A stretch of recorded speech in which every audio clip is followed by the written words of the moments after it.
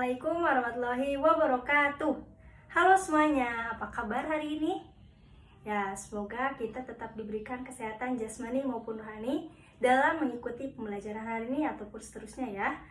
Nah, sebelum memasuki pembelajaran, alangkah baiknya kita berdoa terlebih dahulu. Berdoa menurut kepercayaan masing-masing, mulai.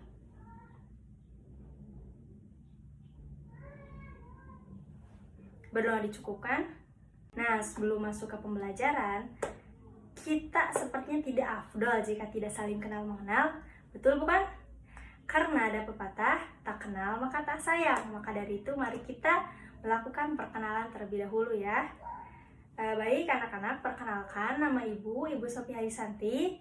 Kalian bisa memanggil Ibu dengan sebutan Ibu Sophie ataupun Ibu Santi ya. Bagaimana enaknya kalian saja. Nah, untuk pembelajaran kali ini, Ibu mengampu pada mata pelajaran Geografi kelas 10. Jadi, pada pertemuan sekarang sampai selanjutnya, kalian akan belajar bersama Ibu. Maka dari itu, mari kita sama-sama membuat kelas menjadi efektif dan juga menyenangkan. Ya?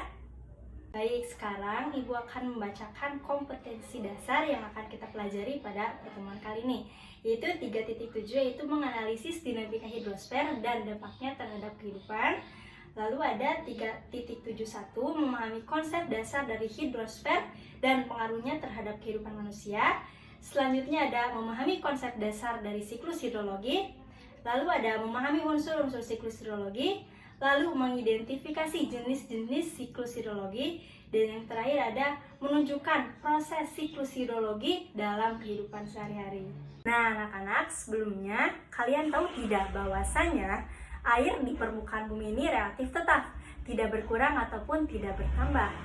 Dan kita ketahui bahwasanya air itu sangatlah berguna bagi kehidupan manusia, hewan, ataupun tumbuhan.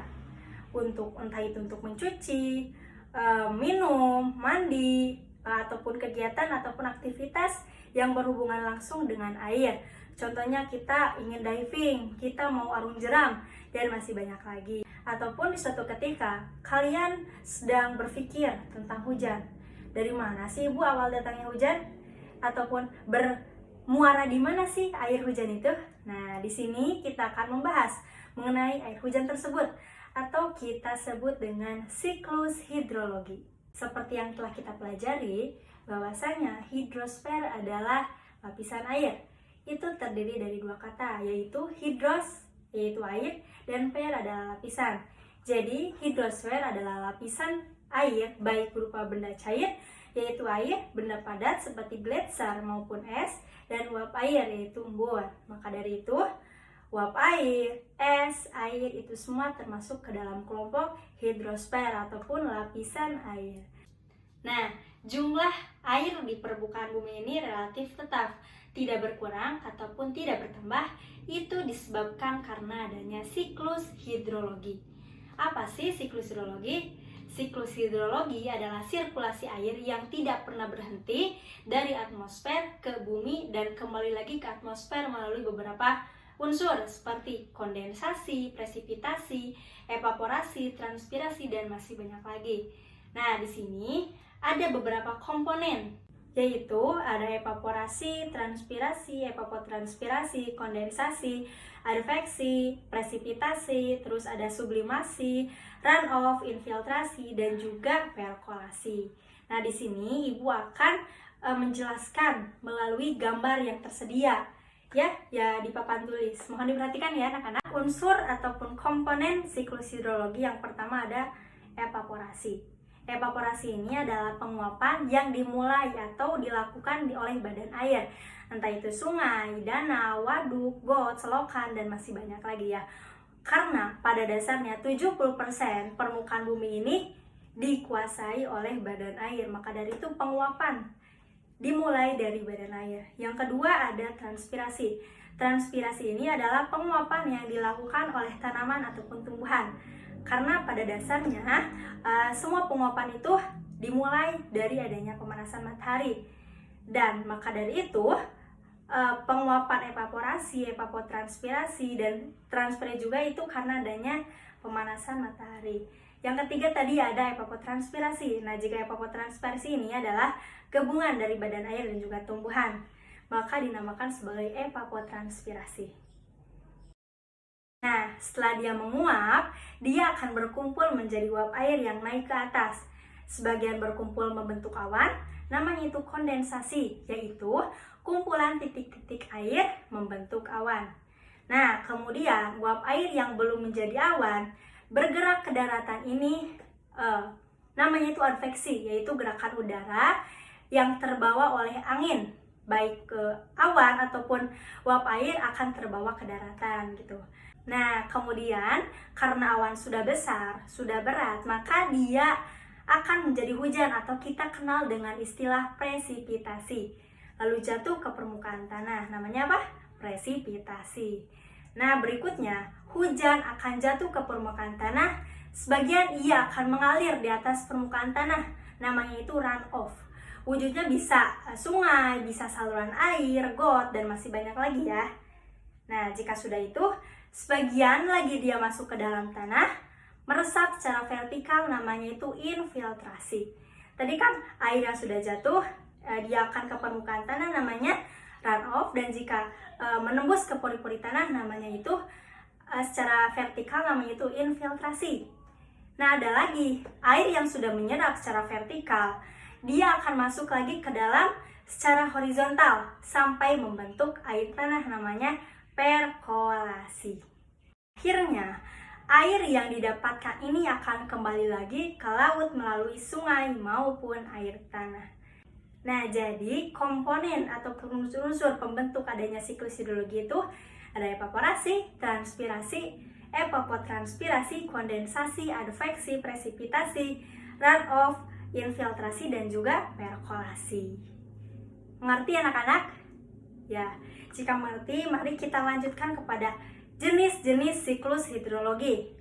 Yaitu ada 3 jenis. Yang pertama siklus pendek, lalu ada siklus sedang, dan juga ada siklus panjang. Di sini Ibu akan membahas satu persatu. Mari kita lihat dari tampilan gambar yang telah Ibu sediakan di papan tulis ya. Nah, yang pertama ada siklus pendek. Siklus pendek ini dimulai dari penguapan dari laut, terus terjadi kondensasi, lalu terbentuklah awan, lalu terjadinya presipitasi ataupun hujan. Nah, itulah sebabnya siklus pendek ini tidak bisa dimanfaatkan di kehidupan sehari-hari, karena pada dasarnya masa iya kita ketika mandi harus pergi dulu ke tengah laut, atau kita ingin mencuci piring harus langsung ke tengah laut, tidak kan? Karena pada dasarnya siklus pendek ini dari laut dan oleh laut, begitu ya. Yang kedua ada siklus sedang. Siklus sedang. Siklus sedang ini adalah penguapan, lalu terjadi kondensasi, lalu terjadinya adveksi, yang tadi uap air yang terbawa oleh angin, lalu terjadinya presipitasi. Sebagian mengalir di atas sungai, ataupun kita sebut dengan runoff, dan sebagian lagi infiltrasi ataupun meresap ke pori-pori tanah. Nah, siklus yang ketiga yaitu siklus panjang. Biasanya siklus panjang ini terjadi di dataran tinggi ataupun di pegunungan tinggi yang mana memiliki iklim dingin ataupun sedang. Nah, prosesnya itu biasa penguapan, lalu terjadinya kondensasi, awannya itu terbawa adveksi ke daratan. Nah, awan yang tadi akan mengalami sublimasi. Oh iya, Ibu belum jelaskan ya sublimasi. Sublimasi ini adalah turunnya es ataupun salju. Kan kalau presipitasi turunnya hujan, air gitu kan. Nah, kalau sublimasi ini turunnya itu berupa es maupun salju. Nah, setelah itu si gletser akan menuruni lereng, kemudian masuk ke sungai, lalu kembali lagi ke laut. Nah, sebagian lagi dia akan mengalami infiltrasi ataupun perkolasi menjadi air tanah, lalu kembali lagi ke laut. Untuk pemaparan hari ini kita cukupkan sekian ya. Dimulai dari konsep dasar siklus hidrosfer, lalu memahami konsep dasar siklus hidrologi, lalu ada unsur-unsur siklus hidrologi, ada juga jenis-jenis siklus hidrologi, dan proses terjadinya siklus hidrologi telah Ibu paparkan ya kepada kalian. Nah, dan jika ingin ada yang bertanya, boleh tanyakan di Google Classroom yang telah Ibu sediakan ya. Nah, sebelumnya Ibu akan menyampaikan simpulan dari pembelajaran hari ini, yaitu mengenai siklus hidrologi dimulai karena adanya evaporasi. Evaporasi, transpirasi, dan evapotranspirasi itu adalah bentuk penguapan entah itu dari badan air yang disebut evaporasi, lalu ada transpirasi dari tanaman atau tumbuhan, dan yang ketiga ada evapotranspirasi, gabungan dari tanaman dan juga badan air. Lalu setelah itu kondensasi, terjadinya penguapan. Setelah terjadi penguapan, lalu terjadinya presipitasi ataupun hujan. Tetapi sebelum hujan lalu ada adveksi. Adveksi itu uap air yang tidak membentuk awan, dia akan terdorong ataupun tergeser, terbawa angin, namanya itu adveksi. Terbawanya itu ke daratan. Lalu setelah itu, setelah presipitasi, dia akan runoff. Runoff itu aliran, yaitu ke permukaan tanah, tidak meresap ke pori-pori. Kalau meresap itu namanya itu infiltrasi. Dan yang terakhir ada perkolasi ataupun air tanah. Nah, lalu di jenis-jenis siklus hidrologi itu ada 3, jenis pendek, jenis sedang, dan juga jenis panjang. Untuk presensi pada pertemuan kali ini, Ibu jadikan sebagai tugas ya. Tugasnya itu membuat mind mapping mengenai siklus hidrologi sesuai dengan apa yang telah kalian pahami pada pertemuan sekarang. Nanti dikumpulkan biasa di Google Classroom, nanti Ibu sediakan di Google Classroom, dan untuk tenggat waktunya itu sampai nanti malam. Nah anak-anak, mudah-mudahan apa yang telah Ibu sampaikan, apa yang telah Ibu simpulkan pada pertemuan kali ini, kalian bisa memahaminya secara baik ya. Dan jangan lupa, jangan berhenti belajar. Jangan cukup dari Ibu saja pembelajarannya, tetapi kalian harus giat, harus rajin dalam membaca ya, agar menambah wawasan kalian juga. Nah, Ibu ucapkan terima kasih. Ibu izin pamit undur diri. Wassalamualaikum warahmatullahi wabarakatuh. Terima kasih.